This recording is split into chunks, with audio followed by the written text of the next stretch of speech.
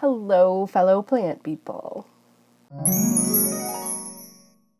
Welcome back if you are returning to my channel. If you are new, my name is Jen and I go by The Leafy Geek here and also on Instagram. And today is going to be a quick one. I just wanted to share with you a few of my favorite things. I've been taking stock of my plant inventory and I have over 250 plants in my home at this given moment.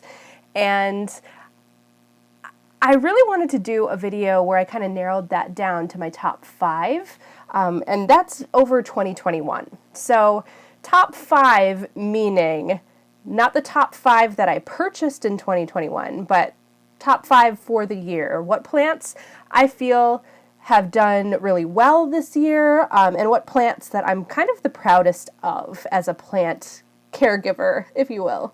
So these are my top 5. We're all just hanging out, so get a beverage, get a snack. I'm going to show you some cool looking plants and tell you a little bit about why they mean so much to me. I should also mention that I kind of had a metric when I was going around deciding which plants I wanted to feature. I think probably the biggest factor I took into consideration was how well it grew. And then I also took into account if it presented any surprises to me over the course of the year, and I focused obviously on the positive surprises, not the negative surprises. Those are never fun. So those two metrics were really what I used, and then also just how much I would catch myself looking at it and just studying the plant and feeling copious amounts of joy just from spending time and space by the plant and just, observing it and enjoying it that way. So those are kind of the metrics that I used. We'll just get started. Again, these are in no particular order. First top plant of 2021 is my Aeschynanthus longicalis. This is also known as the Black Pagoda lipstick plant. And for obvious reasons, I think I've raved about this plant in a few videos. I had a whole Aeschynanthus video that I featured it was my plant family showcase when I did just Nereids. Aeschynanthus is obviously a member of that family, but this plant has just brought me so much joy. You can see I've kind of added to it a little bit. My original plant was smaller, but I acquired a few more small plants and potted them together to make one kind of nice, deceptively large one. I did not grow this from my previous specimen. This is a couple of couple of plants put together.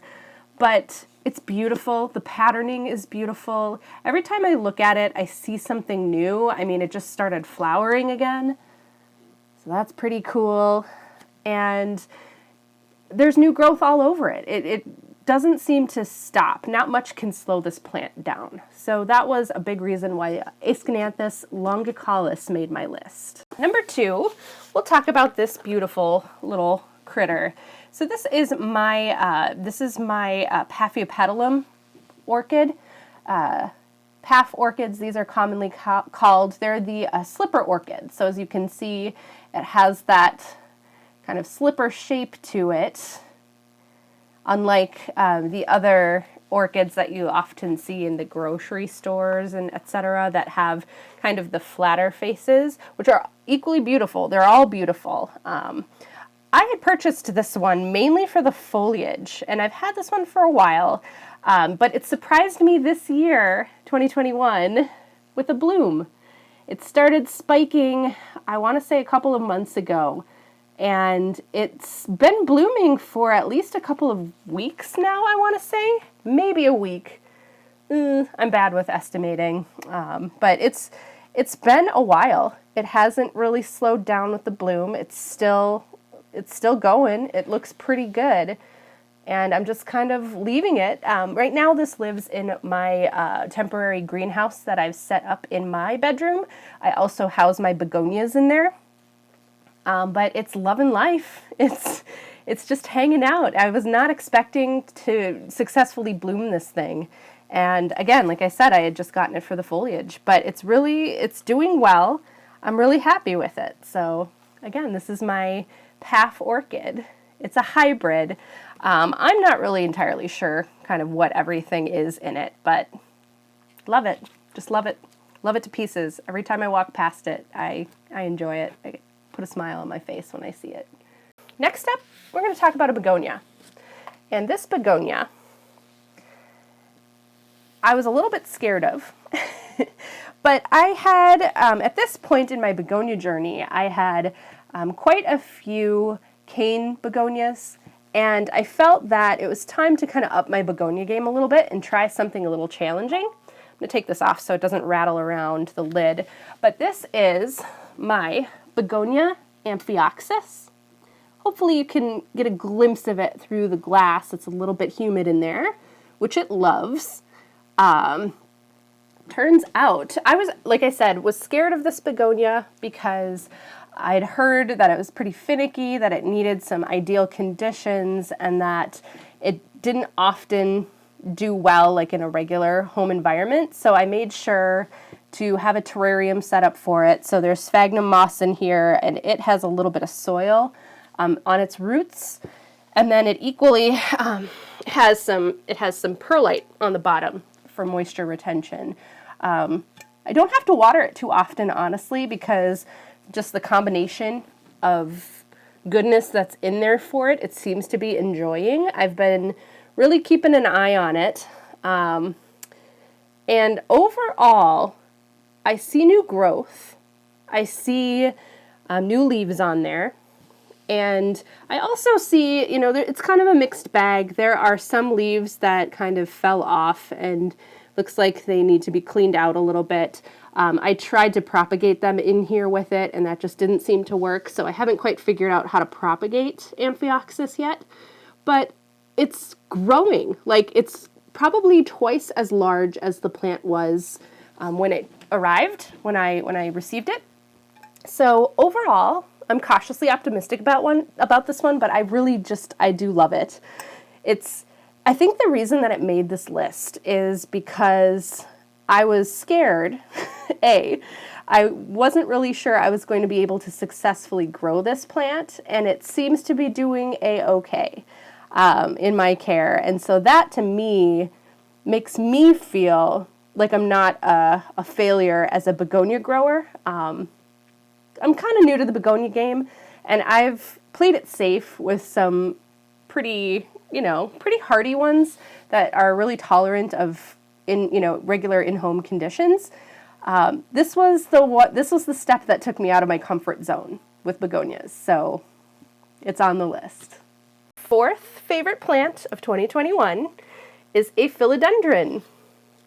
So this is my philodendron red emerald, and it's, I think, my first kind of upright trellising or climbing philodendron. I've had, the draping, vining philodendrons before, but this is, I think, the first one that I purchased that is more of like an upright philodendron with like the aerial roots that kind of come out of the sides, and it has this particular growth habit.